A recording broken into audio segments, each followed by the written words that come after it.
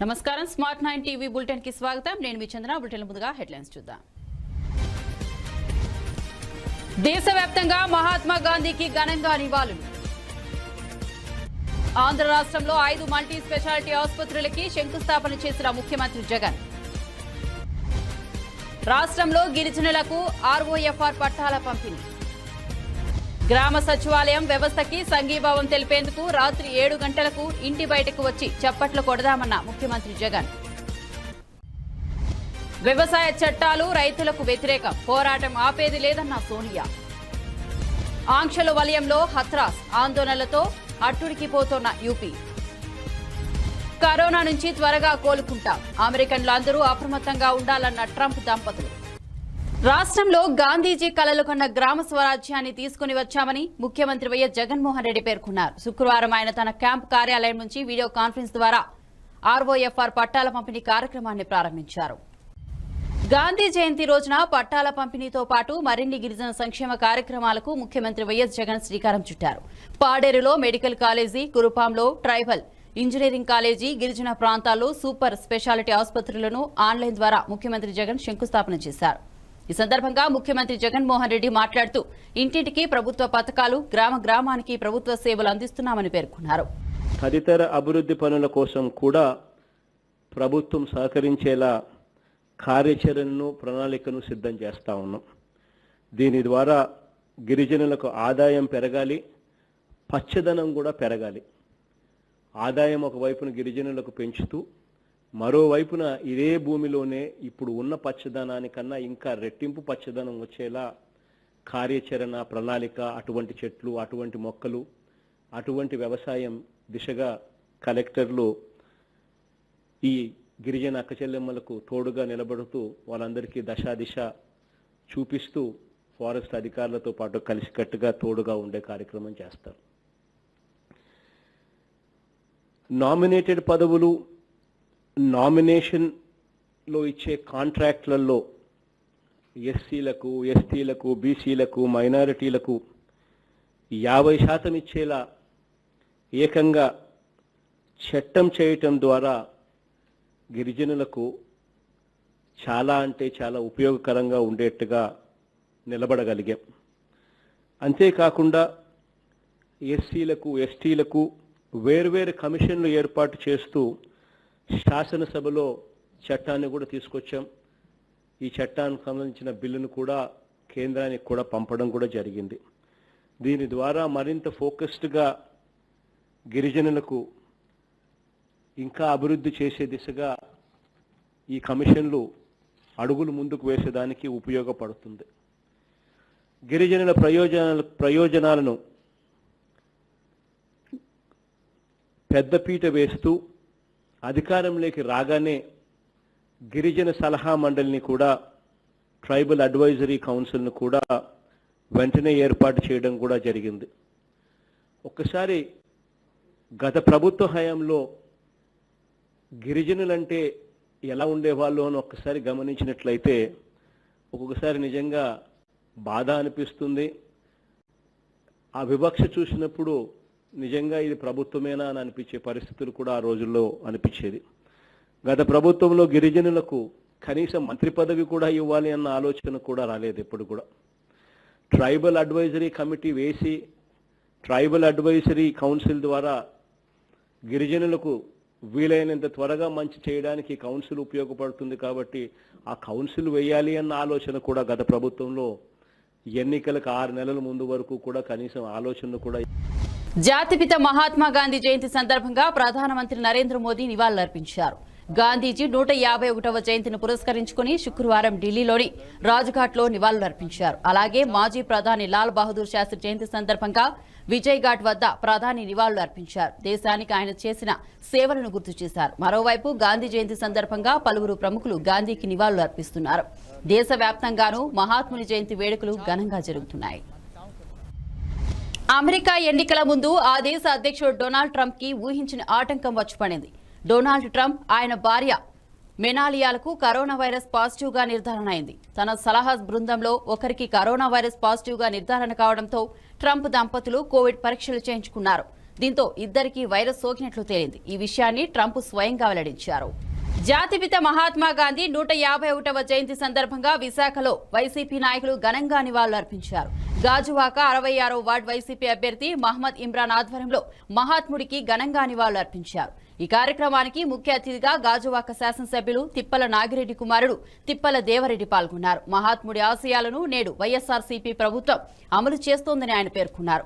అనంతరం స్వచ్ఛ భారత్ కార్యక్రమాన్ని చేపట్టారు. ఈ కార్యక్రమంలో వైసీపీ నాయకులు కార్యకర్తలు పాల్గొన్నారు.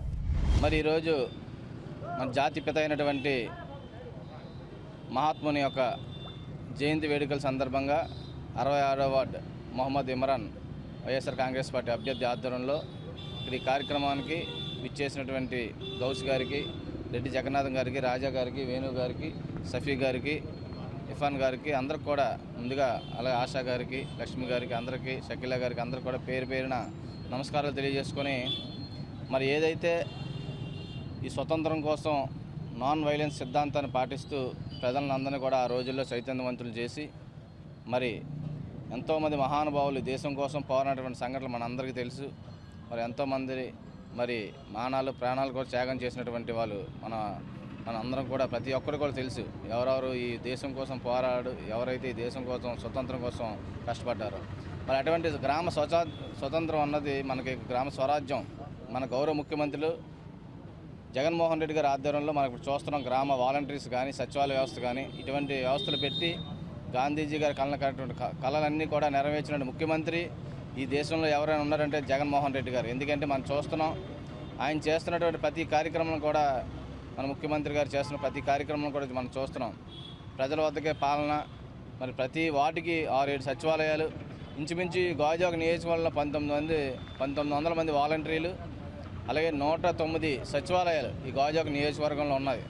మరి గౌరవ ముఖ్యమంత్రి వర్యులు మాకు ఇచ్చినటువంటి అవకాశం, తద్వారా ఎవరైతే ఈ బిలో పావర్టీ లైన్ ఉందో ఈ సంక్షేమ పథకాలు కానీ, మరి అభివృద్ధి కార్యక్రమాలు కానీ బ్రహ్మాండంగా మరి ఈ రాష్ట్ర వ్యాప్తంగా జరుగుతుందంటే నిజంగా గాంధీజీ గారు చెప్పినటువంటి బాటలో మన జగన్మోహన్ రెడ్డి గారు నడుచుకోవడం, తద్వారా ఈ యొక్క సచివాలయాలు ఏర్పాటు చేసి ప్రజలకు వాళ్ళకి అందుబాటులో ఉన్నటువంటి ఈ యొక్క కార్యాలయాల ద్వారా వాళ్ళ పనులన్నీ కూడా చక్కగా చేసుకునే విధంగా మరి ఏర్పాటు చేశారు.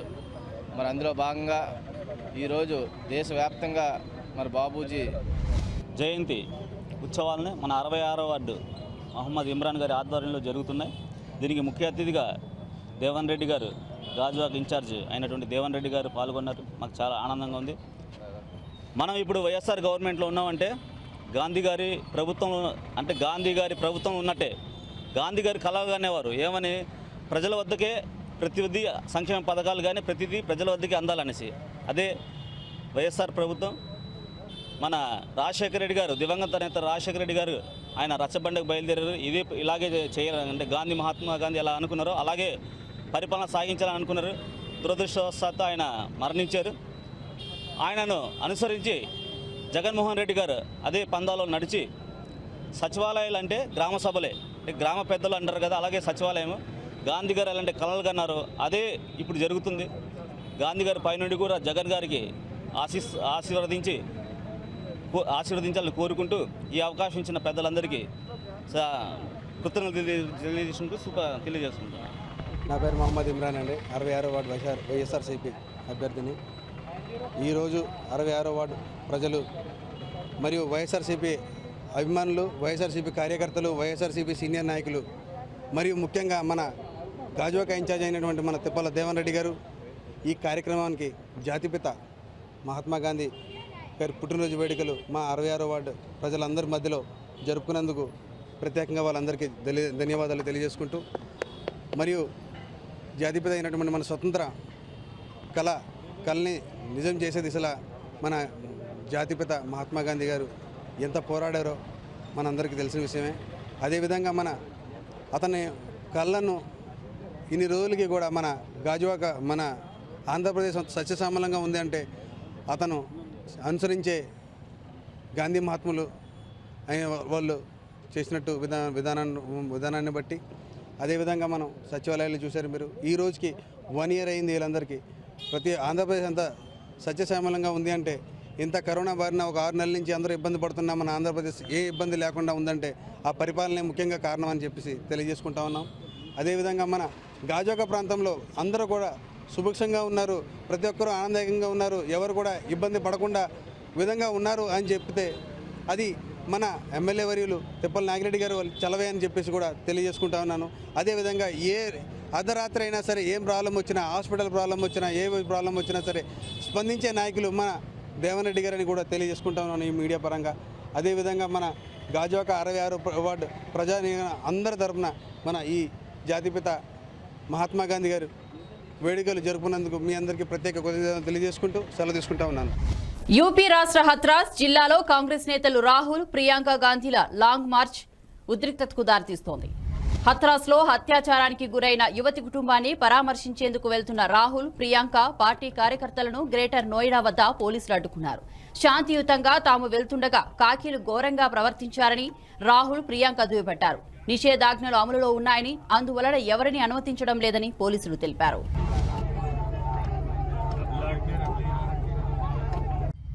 ఇవి బులెటిన్ అప్డేట్స్. చూస్తూనే ఉండండి స్మార్ట్ 9 టీవీ న్యూస్.